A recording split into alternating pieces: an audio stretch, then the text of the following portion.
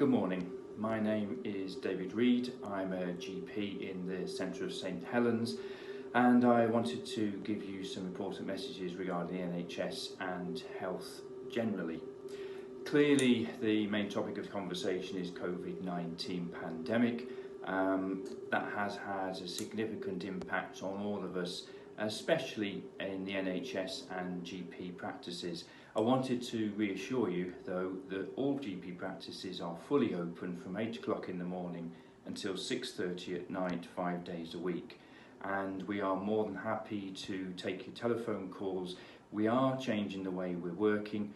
Most people will automatically be offered a telephone appointment initially, but we will see you face to face should that need be required.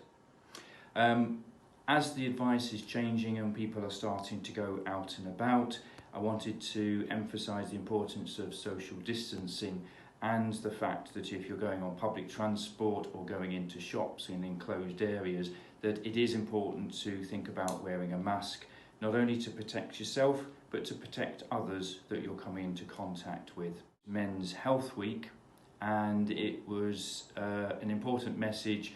Generally we're not very good at presenting to the GP with symptoms. Women find it much easier to talk about their health than men.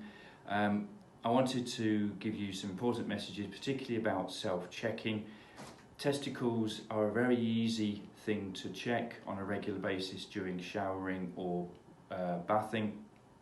And you will very easily detect any changes or any lumps. But generally, any lumps or bumps that worry you that are new, or in fact any symptoms such as any bleeding from anywhere, please get advice from your GP. It may be nothing, but you need to get that advice. We have noticed during the pandemic there has been a drop in people presenting with these symptoms, and we know that they don't go away. So it is important that people tell us about those symptoms.